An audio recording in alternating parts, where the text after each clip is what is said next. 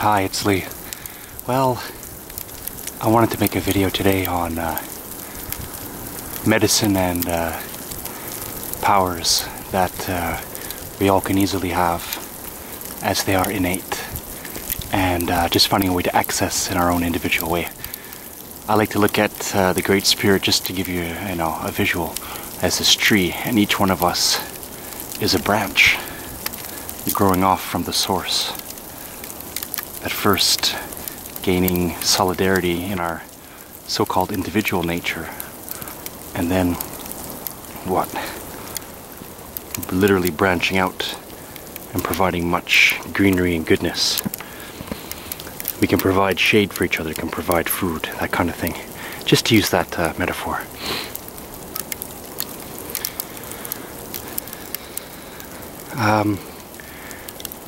On the talk of medicine, I just want to mention how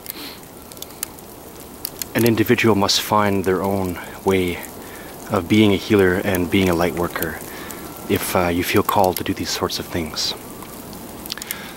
It must be said that there is no one right way more so than another, but obviously it has to be done in love, and wisdom comes as a result of real love by default.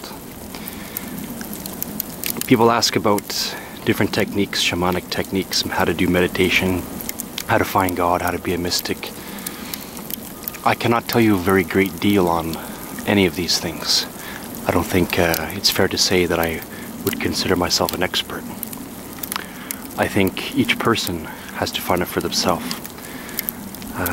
After going through a dozen years of real soul searching and experimenting with very many different things, I can only say it has to be a personal journey, because it is. Only you can be you. And to try and mimic someone else or follow something is a good thing if you're gaining some skills and some style that maybe suits you. But in the end, no two of us are alike. And that's a beautiful thing. That's a nice gift from the Creator when we branched off from the Creator. So, keeping this in mind, it's important to find our own style. But yes, there are so many things to look at, and I suggest that as long as nothing is done in dark, because you might get a surprise if you're not careful, dealing with the dark side of things, just get some bad karma and things and get a rude awakening. But so I can suggest only go for the light. Less stress. Well, for the most part, maybe. I'll put the camera on my wee face for a second here. Hello. So, I want to make that message to people. It's becoming more obvious in this age that we're in. A lot of us have been here for a little while. Now we know it. It's not being proud about it. It's just the heartaches for things, and we have a longing for history and a desire for a great release to get out from this kind of thing. So, that sits within us. It's not an intellectual debate or not. It's just a natural feeling. My friend, whoever you may be, please know that you do have a lot of powers and holy medicine inside you. A lot of healing that you can do. Big time. There's not one of us that does not have this great potential. We are all innately instilled with these great powers, these great modes that we can become. If we are branched off from the Creator, and we certainly are, we're not meant to be kept down under the thumb and controlled. We're meant to be happy, enlightened beings. Just to use these words. God wants us to use this word, to be holy and very happy. The holier you get, the more powers you get, the more access you get, like becoming like a mini god, so to speak. Some people follow the path of power in general, not whether it's a good thing or not, but power in general. As you can see, a lot of people are treating this world pretty bad. Well, they worship power and strength, not whether it is right and just or not. These sort of people, these souls, are feeling insecure and weak and are full of fear. And I do think though that maybe a lot of people have to go through that in order to see the vanity of it. Because like they say, you know, with power comes responsibility. There are some people that I've personally met that I've had some great powers and extremely impressive things to say and messages, and they're all true. Incredible. Whether small prophecies in the moment or bigger things or psychic powers, all sorts of stuff. And a lot of people, you wouldn't know them from their appearances. We often expect that you got to see some saint with tons of followers, some rich guru or something like that. Not to mock any guru, there's a lot of good ones, but I'm saying, or some priest or pope even, surrounded by followers and dazzled in riches. But this is not power. This is a vanity. Some people that have that are holy and are true, and you know them by their words and their actions. I think sincere love speaks for itself. It's in the heart. There's no debating in the mind. Yeah. Well, all I can say is when we were born here, we're not often raised by parents that show us a holy path or a way of medicine. Society takes over, and I'm not saying all parents are bad. I mean, most of them try their best, of course. But I'm saying, you know, it's not like there's angels that are down here showing us the way to follow, step by step. I think it's actually very humbling and very inspiring that the universe trusts us enough that we're going to figure it out. We'll come to grow into it on our own selves. You hear stories of bad seeds. Well, maybe there's not really many bad seeds, just some very confused individuals. They'll come around. I think so. Well, individual medicine is anything that's uplifting. You got to be able to heal yourself in order to heal others. I can personally tell you, and I've read many books and many things and thought many thoughts, my own experiences are better than any of these. But when I have my own experiences and then I see someone else's story or testimony, it validates. The common theme that seems to be natural that happens to us is, unless you're very wounded first, you will not become good at healing yourself, really good at it. And if you're not good at healing yourself, how can you heal anybody else? Real medicine is a personally experienced joy, thrill, journey, struggle, definitely. And it shares a common theme, like I said, of love and of light. People like to say that so often these days, love and light, love and light, love and light, copy paste, love and light. We're sharing medicine to each other. Any kind word, any time that you make a gesture, any smile at a stranger, anything that's an intention to make an other or others lifted up is an attempt to give medicine. We all have it. Some people do it with their art. People do paintings and songs and different things. And even if it's a song about pain, it's something that we all relate to.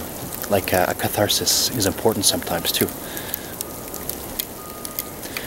Everybody has an unspeakable amount of goodness in them.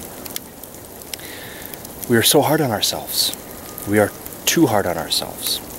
And society takes advantage of these things, of these insecurities that are found in us or are shoved in our face when we're young. You know, the dark powers of this planet, they really take advantage of young people. They're spreading poison and darkness. One day when they're old enough and truly mature, because this is that's the epitome of childish selfishness, when the reversal goes on in their hearts after a lot of experience and karmic humbling, to put it that way, then the greater gift of all, the hardest thing to do, is to love those that don't seem they want it, maybe, to put it in words of this way. I think that it becomes noble and courageous when we destroy or try, because no one has it all. But as we attempt to struggle and overcome the fear that we have, this becomes in us permeating a very big victory. And like I said, and I think it's true, that when we are able to heal ourselves after being wounded and having the appreciation of struggles and hardships, the human dilemma that we all share. We all get sick, we all die, we all have to sleep, we all worry, these sort of things. And to have this appreciation. They come in styles and types, I guess. I mean, some people are really good at helping others to find calm and peace by silent meditation. Others can remind you to get back into shape with a lot of exercise. So you don't have to be a holy guru or anything like that to be a medicine worker. You can give your goods, your art, your love in so many variety of ways. There's not a single person that doesn't have a lot of gifts. Some people say, oh, I don't really have anything. Well, yeah, you do. Maybe you've done too many things in your past lives or whatnot, and you don't want to repeat things you've already done, perhaps. Maybe there's new things to try, or maybe there's adjusting and tweaking old favorites and doing something in a different style. Look, we have internet and computers now. Look, we can do a lot of things. I can make this video holding a camera out here in the snow under a nice beautiful tree, and I can share my love for people that way. We all have a million things we can do. It's not to let somebody else, and that's the big trick, not to let someone else throw their poison at us.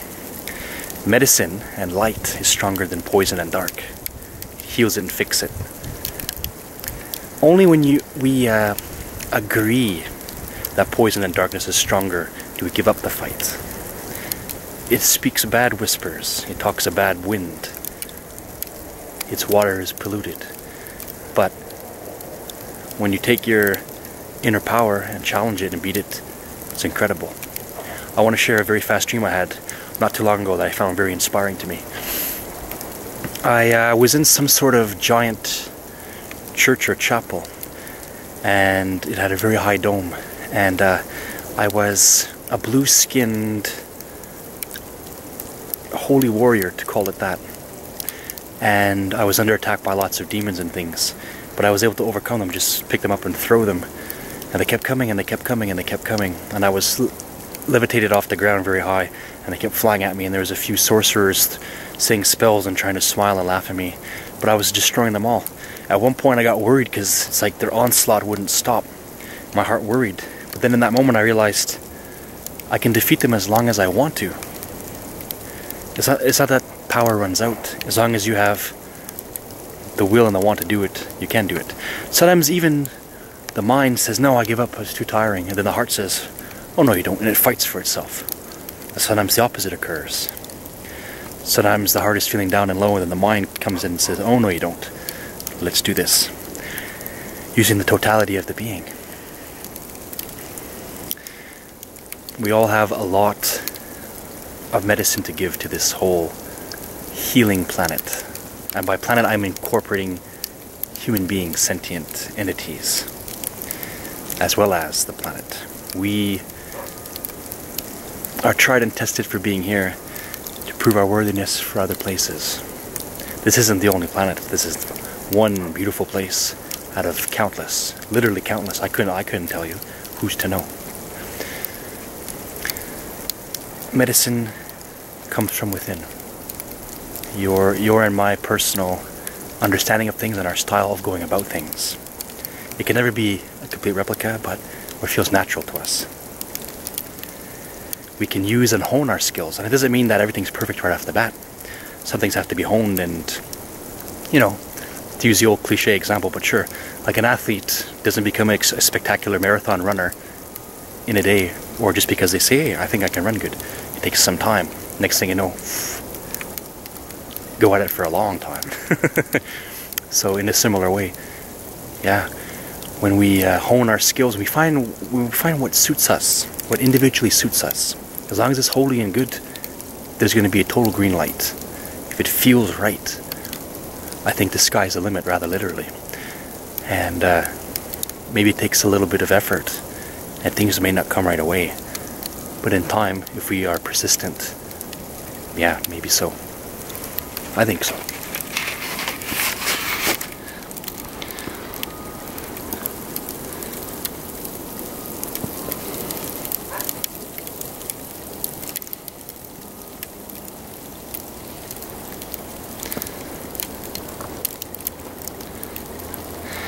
I guess the final message for the moment is going to be don't doubt yourself.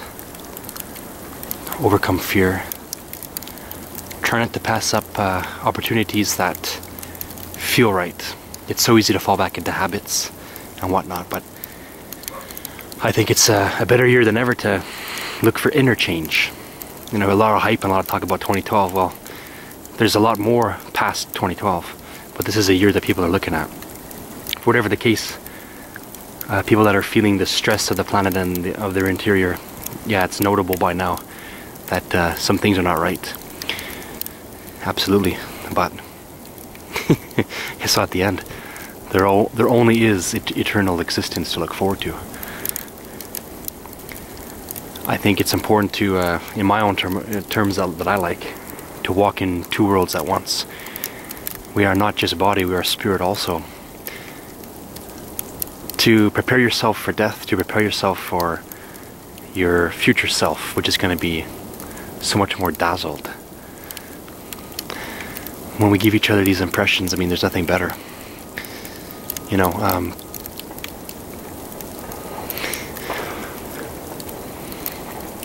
you are a gorgeous eternal being, my friend. Nothing takes that away, not the opinion of anybody else.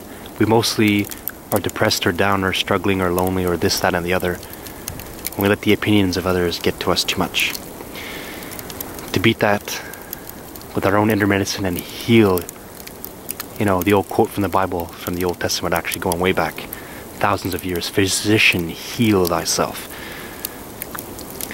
It was meant to be in a mockery in some cases, but it comes in to be a real applicable thing here, where I'm using the term as. Heal yourself, and then go about healing others. At least try. And to be humble about it, who is perfect? I think our little imperfections and idiosyncrasies make it all perfect. Keep us from being too much alike, maybe.